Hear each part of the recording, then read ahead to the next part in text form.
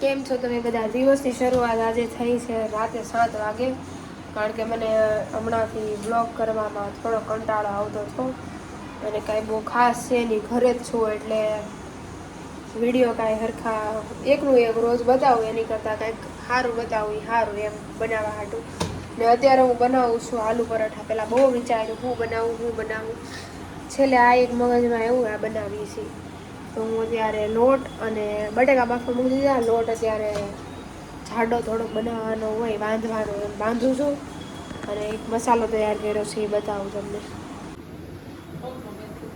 આ લોટ જે બાંધું છું, આ મસાલો બધો રેડી કર્યો છે અને અહીંયા બટેકા બફાય છે, પછી બતાવીશ.